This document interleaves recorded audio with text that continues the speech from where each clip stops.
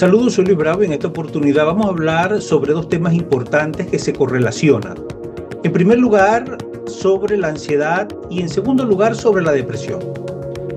Abordaremos la ansiedad como una respuesta emocional que se va a caracterizar por sentimientos de tensión, por pensamientos de preocupación y por cambio físico, y que se va a centrar en la anticipación de una amenaza futura. Sería cuando nosotros nos enfocamos a vivir pensando en el futuro. La depresión es un trastorno también del estado de ánimo que provoca sentimientos persistentes de tristeza y pérdida de interés. Va a afectar a la persona en cómo se siente, en cómo piensa y en cómo se comporta. Y esta persona, por supuesto, se enfoca a vivir en el pasado, ¿verdad? Entonces, por supuesto que hay características. Yo les decía que la ansiedad es una respuesta emocional que se va a caracterizar por estos sentimientos de tensión y los pensamientos de preocupación y cambio físico, y que se va a centrar en esa anticipación de una amenaza futura. Pero vamos a estudiar ahora algunos de los síntomas que caracterizan la ansiedad. Y justamente se va a manifestar por la hiperactivación del sistema nervioso, generando cambios físicos como la taquicardia, la sudoración, los temblores, la tensión muscular. Hay una hiperactivación de este sistema nervioso que genera alteración cognitiva. Preocupa a la persona quien padece, ¿verdad?, de ansiedad, generando una preocupación excesiva. Y esto desencadena una dificultad para poder concentrarse y genera pensamiento catastrófico. Por supuesto que hay una afectación conductual. Las personas evitan situaciones temidas y generan una inquietud motora.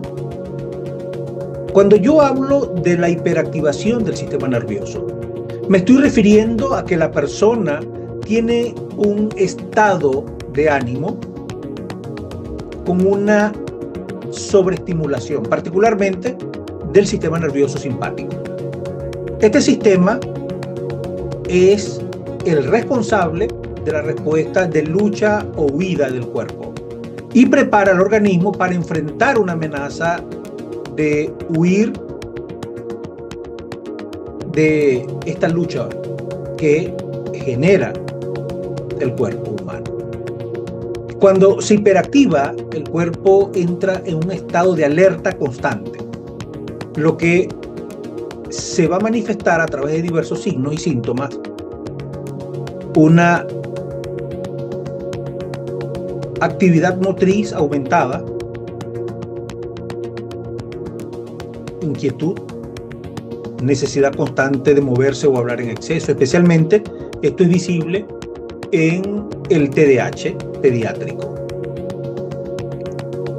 Y en las personas adultas podemos observar una taquicardia, un ritmo cardíaco acelerado, una hipertensión arterial, una taquipnea, que es una respiración rápida. También podemos observar una sudoración excesiva y una fiebre inexplicada, y también problemas para dormir. Estas son algunas, ¿verdad?, de estas características que nosotros podemos observar. También podemos observar síntomas conductuales y cognitivos, una impulsividad y una dificultad para controlar las acciones. Va a existir una dificultad para resistir tentaciones y esperar el turno. Hay un periodo de atención más corto y una distracción más fácil. Entonces, esta hiperactivación va a ser una respuesta normal y temporal al estrés o al peligro. Sin embargo, cuando se produce de forma crónica o patológica, puede ser un síntoma de diversas condiciones como el trastorno por déficit de atención e hiperactividad. También podemos observar trastornos ansiosos o una complicación de un trauma craneoencefálico grave, conocido como el síndrome de hiperactividad simpática paroxística. En resumen, la hiperactivación es un estado en el que el sistema nervioso, principalmente el simpático, funciona a un nivel superior al normal, lo que resulta en una serie de respuestas fisiológicas y de comportamientos que van a preparar al cuerpo para la acción constante. Hablábamos de los síntomas de la ansiedad. Ahora vamos a hablar de los síntomas de la depresión. La depresión se va a asociar como una hipoactivación general y una desconexión del entorno. Dentro de la sintomatología de la depresión tenemos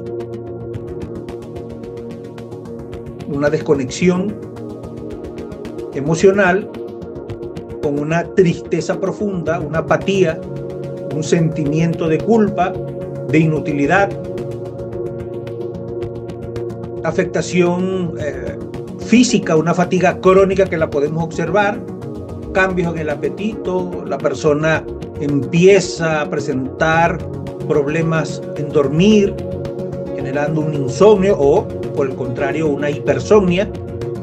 Y por supuesto hay afectaciones cognitivas, ¿verdad?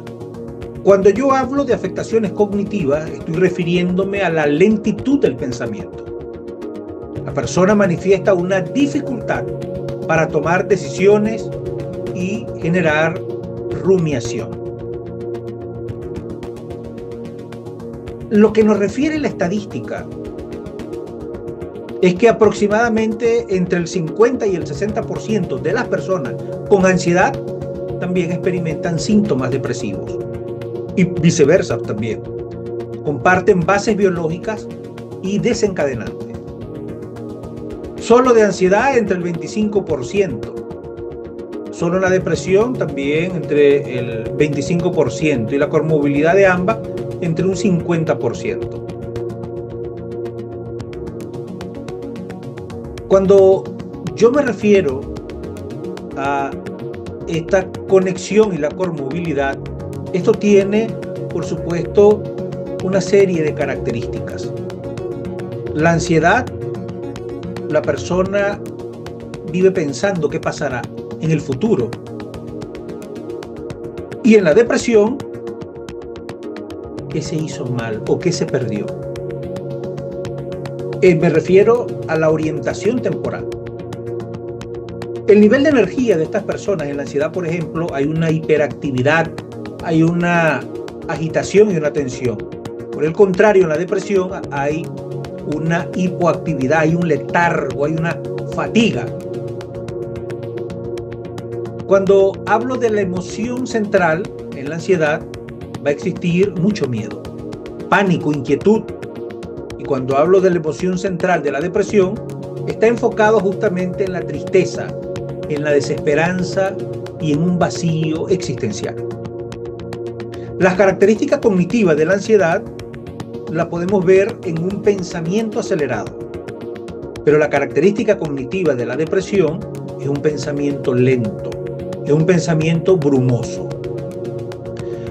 Otro aspecto importante, y ustedes lo habrán observado, ¿no?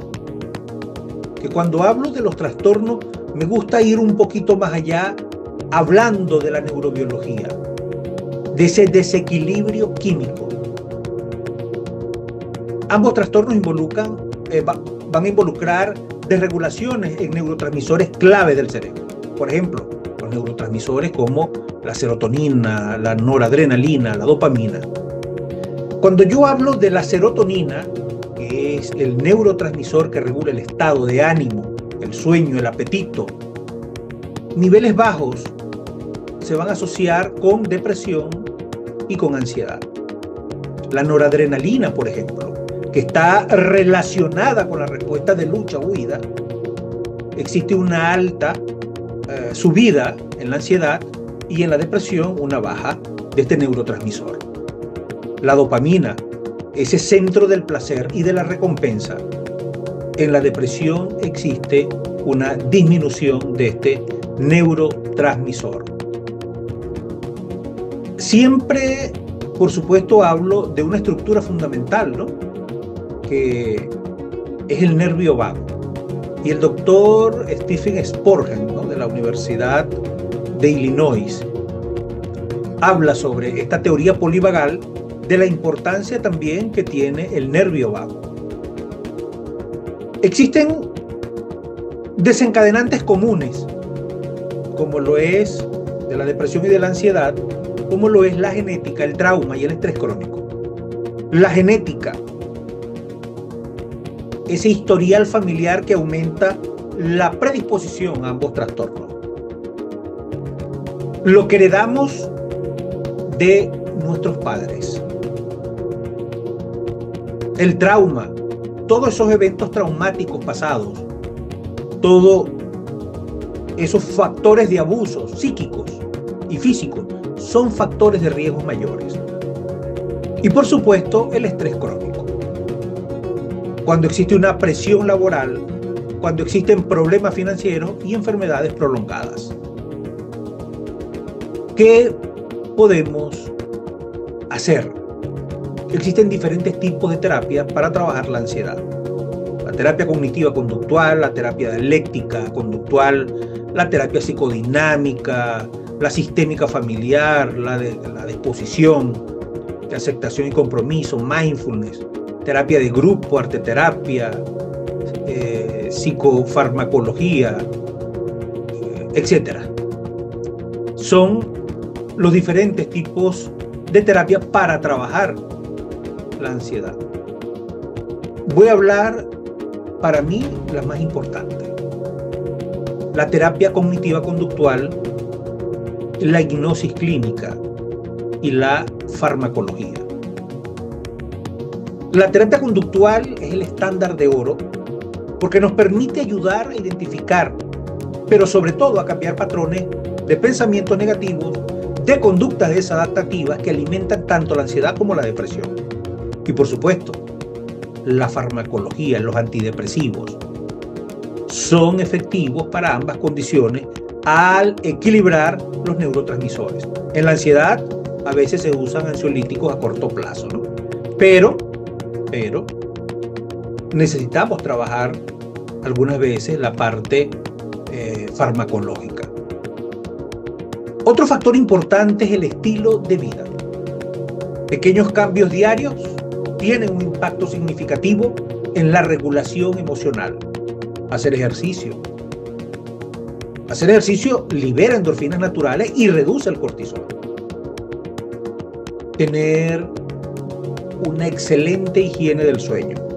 Mantener un horario regula, ayuda a restaurar el equilibrio cerebral. Y la nutrición. Importantísimo. Debemos evitar estimulantes como la cafeína, como el alcohol, y debemos priorizar una dieta rica en omega 3. Es fundamental que nosotros tengamos una o varias estrategias de afrontamiento para la depresión y la ansiedad. Soy Luis Bravo y nos vemos en una próxima oportunidad cuando estaremos hablando de estos temas interesantes que circundan el universo del cerebro humano por el código de la mente.